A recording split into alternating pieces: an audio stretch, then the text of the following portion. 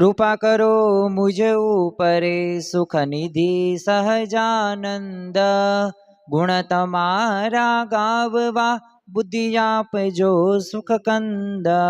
गुण तमारा गाववा बुद्धि आपजो सुख कंद। श्री स्वामिनारायण भगवाननी जय। सियावर रामचंद्र भगवाननी जय। उमापति महादेवनी जय। दरेक दिव्य मुमुक्षु हरिभक्तों ने जय श्री कृष्ण, जय श्री राम, जय जगन्नाथ। આજનો પવિત્ર દિવસ એટલે કે ત્રિવેણી સંગમ નહીં પરંતુ દ્વિવેણી સંગમ। કેમ દ્વિવેણી સંગમ? કારણ કે અષાઢી બીજનો પણ પવિત્ર દિવસ કે જે કચ્છી લોકો માટે એક નૂતન વર્ષ ગણી શકાય અને સાથે સાથે જગન્નાથ રથયાત્રાનો પણ આજે પવિત્ર દિવસ। તો આજના દિવસે આપણે એવી બે વાતોને સમજવા જઈ રહ્યા છીએ કે જે આપણા જીવનની અંદર દ્રઢ હોવી ખૂબ જરૂરી છે। જો આમ તો અષાઢી બીજનું બેવડું મહત્વ શા માટે છે? કારણ કે એક જ દિવસે ઉજવાતા બે મહાન ઉત્સવો, વેપારનું એક નવું વર્ષ પણ કહી શકાય અને પરમાત્માની એક નગર ચર્ચા એટલે કે જગન્નાથ રથયાત્રા પણ કહી શકાય। આમ તો કચ્છનું નૂતન વર્ષ શા માટે? કારણ કે સદીઓ જૂની એ વહાણવટાની જે પરંપરા છે એ દરિયાઈ માર્ગો અને ચોપડા પૂજનનું એ આજના દિવસે અનેરું મહત્વ જોવા મળે છે। અને ઓડિશાના પુરી ધામની એ પ્રાચીન કથા કે જે 3 દિવ્ય રથ અને એક પ્રભુનો અખૂટ ભક્ત પ્રેમ આજના દિવસે આપણે સાંભળવા જઈ રહ્યા છીએ। આમ તો જીવન બોધ આપણા લેવો જીવનમાં ખૂબ જરૂરી છે।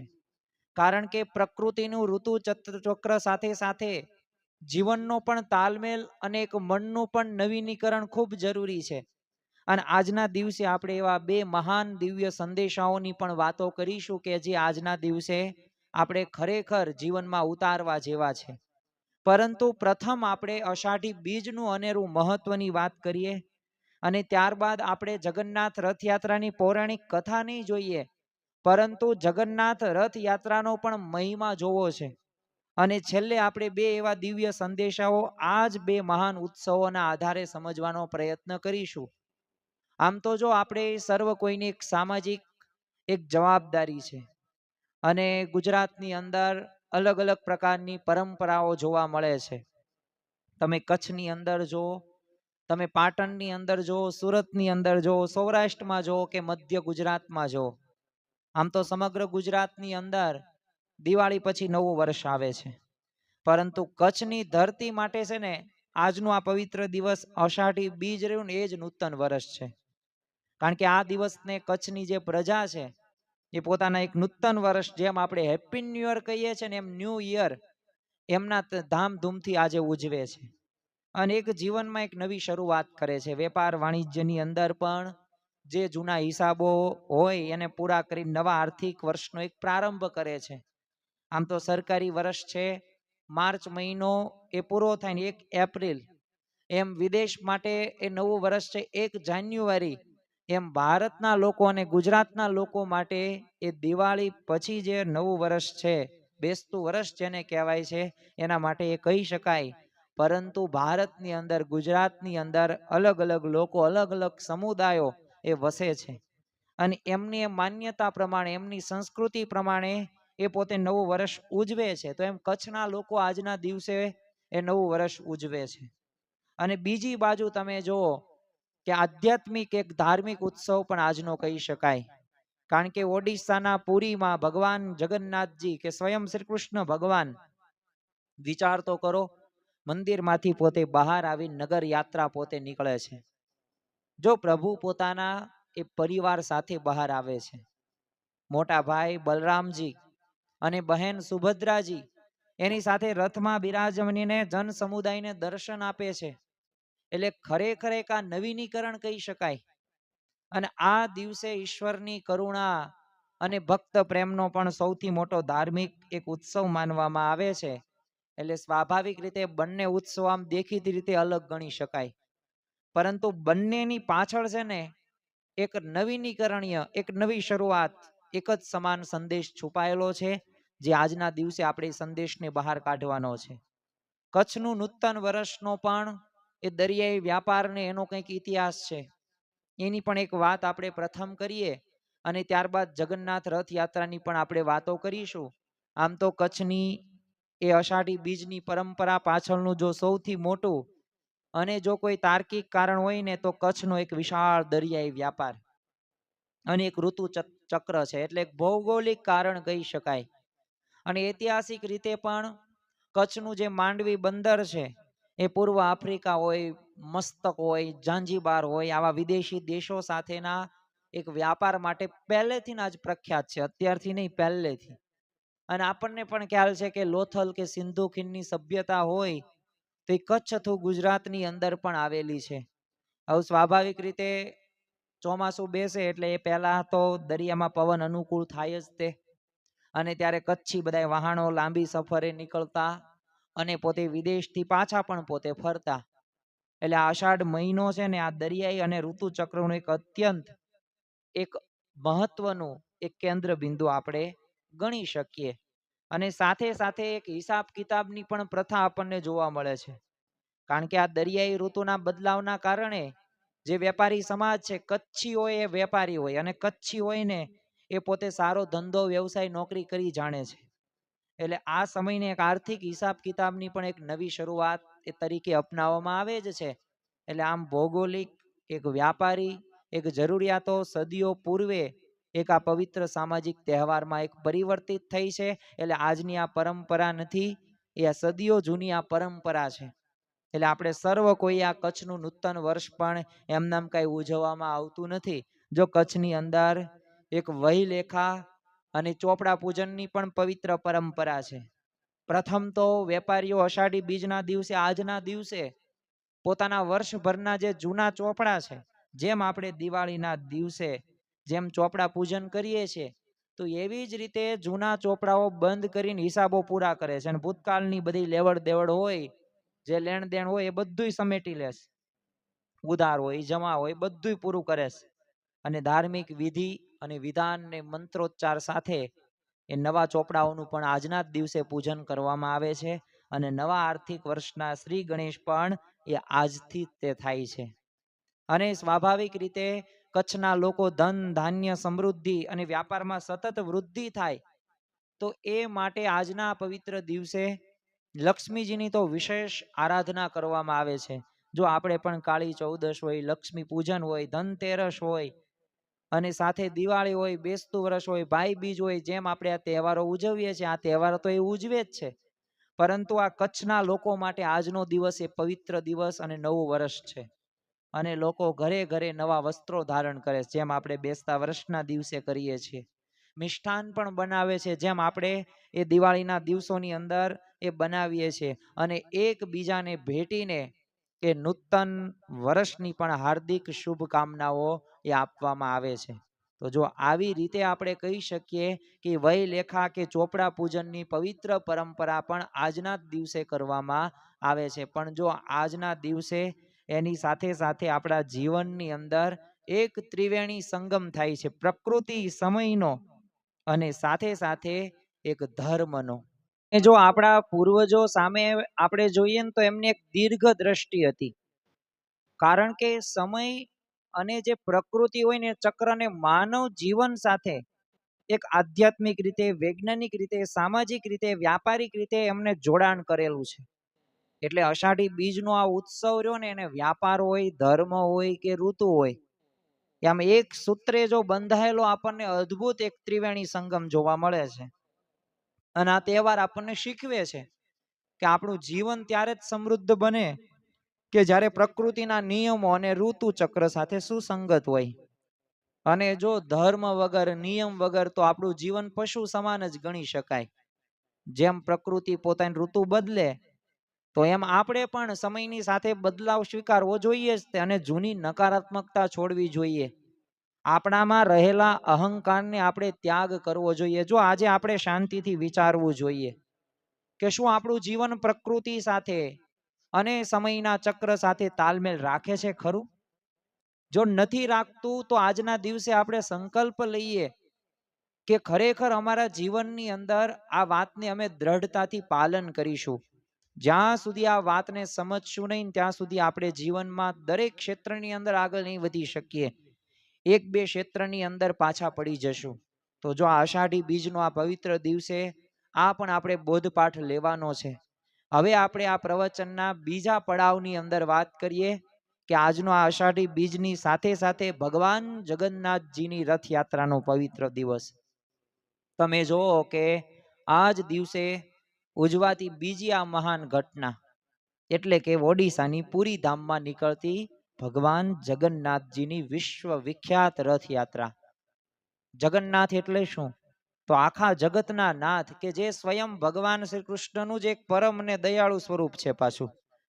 કારણ કે પૌરાણિક કથા તો આવે જ છે ઇન્દ્રધ્વજ અને વિશ્વાસવયુ, પણ એની વાત નથી કરતા. પરંતુ એક વખત બહેન સુભદ્રાજીએ પોતાના બંને મોટા ભાઈઓ શ્રી કૃષ્ણ અને બલરામજી હતા, તો એમની પાસે નગર જોવાની ઈચ્છા વ્યક્ત કરી અને એમણે ઈચ્છા પ્રગટ કરી કે એમણે દ્વારકાના માર્ગોનું દર્શન કરવું. અને સામાન્ય જે જન સમુદાય હોય તો આ સમુદાય વચ્ચે જઈને લોકોને મળવું છે. આના આધારે આપણને ખ્યાલ આવે કે ભાઈઓનો પણ કેવો ભક્ત પ્રેમ હતો. અને એટલે જ તે ભગવાન શ્રી કૃષ્ણ અને બલરામજીએ ખૂબ પ્રેમથી એ બહેનની આ ઈચ્છા તરત પૂરી કરી નાખી. અને ત્રણેય ભાઈ બહેન રથમાં વિરાજીને નગર ચર્ચા માટે નીકળ્યા. અને આ જ પવિત્ર પ્રસંગનું સ્મરણ કરાવતી આ રથયાત્રા આજે પણ પુરીમાં એ ભવ્ય અને દિવ્યતાથી ઉજવાય છે. આ જગન્નાથ રથયાત્રા બાબતે ઘણી બધી પૌરાણિક કથાઓ છે. આપણને સર્વ કોઈને પ્રશ્ન થશે કે કઈ કથા સાચી, પણ જો આપણે ભગવાનના ભક્ત છીએ અને ભગવાનની જે કથાઓ રહે ને બધામાં આપણે શ્રદ્ધા સાથે વિશ્વાસ સાથે જોડાવવું જોઈએ. ખરેખર તો 3 દિવ્ય રથ અને જે અદ્ભુત સામાજિક સમાનતા છે ને એ પણ આજના દિવસે એ આપણને સંદેશ પ્રાપ્ત થાય છે. તમે જો શ્રી કૃષ્ણ ભગવાનના રથનું નામ શું? નંદી ઘોષ. હવે સ્વયં ભગવાન જગન્નાથજી એ મુખ્ય અને સૌથી વિશાળ રથમાં વિરાજમાન છે અને બધા ભક્તોને દર્શન આપે છે. બીજો બલરામજીનો રથ કે જેનું નામ છે તાલધ્વજ. હવે પ્રભુના મોટા ભાઈ આ બલરામજી અને ખરેખર આ રથમાં બિરાજીને યાત્રામાં આગળ એમની સાથે સાથે ચાલે છે. અને સુભદ્રાજીનો રથ એટલે કે જેનું નામ હતું એ દર્પદલન. એ પ્રભુના બહેન સુભદ્રાજી રહ્યા તો એ બલરામજી અને શ્રી કૃષ્ણ ભગવાન સાથે એ નગરચર્યા માટે એ નીકળે છે.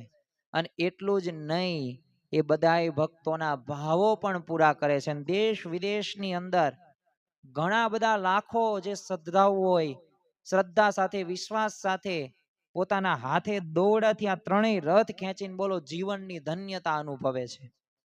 અને અહીંયા આપણને મોટામાં મોટો એક સંદેશ પ્રાપ્ત થાય કે આ રથ ખેંચવામાં કોઈ પણ પ્રકારનો જાત પાત કે ઊંચ નીચનો ભેદભાવ હોતો નથી. અરે દેશનો કોઈ મોટો રાજા હોય કે સામાન્ય ગરીબ માણસ હોય, સૌ સાથે મળીને એક પંગતની અંદર બોલો પ્રભુનો રથ ખેંચે છે, તો આ સમાનતા છે. અને આ પ્રભુ પ્રાર્થના અને એક નવ ક્લેવર વિધિનું પણ એક ગહન રહસ્ય આજના દિવસે જોવા મળે છે. એ જગન્નાથ સ્વામી નયન પથગામી ભવતુ મે સદા સર્વ કુર્વન્ય નયન વિષયાનંદ જનક. ખરેખર હે જગન્નાથ સ્વામી, આપ સદા મારા નેત્ર પથ એટલે કે આંખોની સામે રહેજો અને આપ એવા છો ને જે સર્વે પ્રકારે નેત્રોને અનહદ આનંદ આપનારા છો. અને ખરેખર ભગવાનનો આનંદ તો એવો જ છે. અહીંયા કાષ્ટની જે લાકડાની જે મૂર્તિઓ રહી ને એનું પણ એક રહસ્ય છુપાયેલું છે. તમે જો પુરીની અંદર મંદિર છે તો ત્યાં ભગવાનની મૂર્તિઓ ધાતુ કે પથ્થરની નથી, પણ એક પવિત્ર કાષ્ટ એટલે કે લાકડાની બનેલી છે. અને એ કઈ ગુપ્ત પરંપરા છે?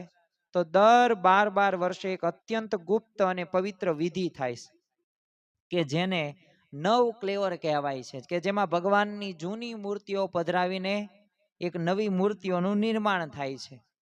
હવે આ વિધિ રહીને એ જ માનવ જીવનને ગહન સત્ય શું શીખવે છે? એક શાશ્વત સત્વનો એક સિદ્ધાંત કહે છે કે જગતમાં સ્વરૂપ ભલે બદલાય, શરીર ભલે બદલાય, પરંતુ અંદર રહેલું જે તત્વ છે ને આત્મા છે ને એ હંમેશા શાશ્વત છે. નિજાત્માનમ બ્રહ્મ રૂપમ દેહત્રિય વિલક્ષણમ. આપણે આત્મા છીએ, આત્મા અમર છે, અજર છે, અવિનાશી છે અને સુખરૂપ છે. તો આ પ્રકારની જ્યારે ભાવના આપણા જીવનની અંદર આવે ને ત્યારે ખરેખર આપણને એક આંતરિક એક પરિવર્તન થાય છે. અને તમે વિચાર કરજો, આ ચાતુર્માસ હોય, વર્ષા ઋતુ હોય, તો આ બધી એક આંતરિક નવી શરૂઆત આપણે કરવાના દિવસો છે. તમે જો અષાઢી બીજ પછી તે થોડા જ દિવસોની અંદર અષાઢ સુદ એકાદશી આવશે, જેને દેવશયની એકાદશી કહેવામાં આવે છે. અને આ ધાર્મિક ચાતુર્માસનો પ્રારંભ થશે. સાથે સાથે આ સમય પ્રકૃતિમાં એક મોટો બદલાવ થાય છે. એટલે જો વરસાદ શરૂ થાય છે, એટલે સૂકી ધરતી હોય આજે જો એકદમ લીલીછમ થાય છે. અમુક જગ્યાએ વરસાદ નથી થતો, પણ આપણે ભગવાનને પ્રાર્થના કરશું કે ત્યાં વરસાદ થાય અને ખેડૂતો નવું વાવેતર કરે. ખરેખર પ્રકૃતિ કેમ?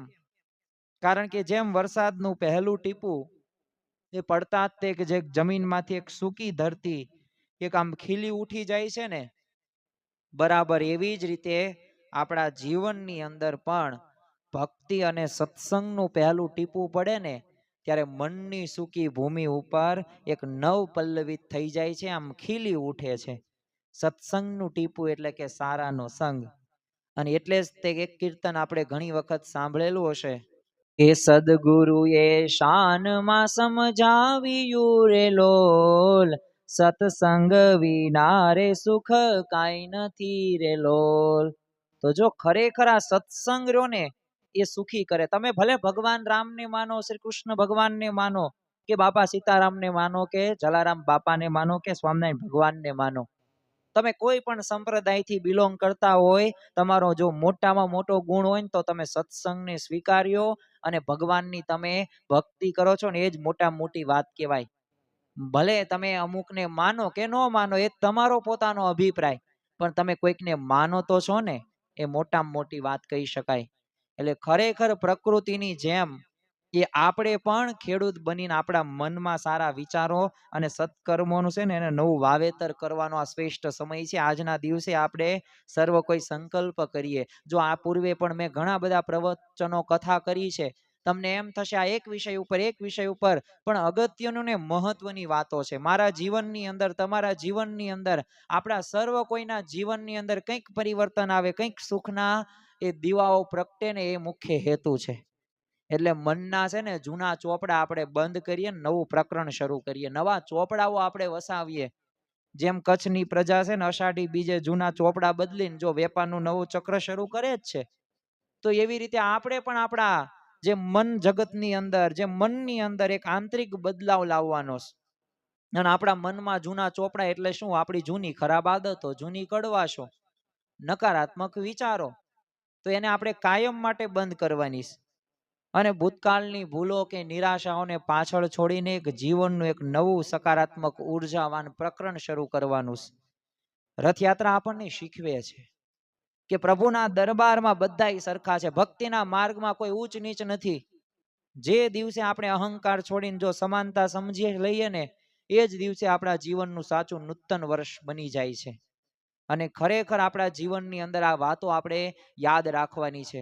જો સુભદ્રાજીની ઈચ્છા એ માત્ર નગર જોવાની કે જન સમુદાય વચ્ચે ફરવાની હતી, તો ભગવાને એ સામાન્ય ઈચ્છા પણ તરત પૂરી કરી દીધી.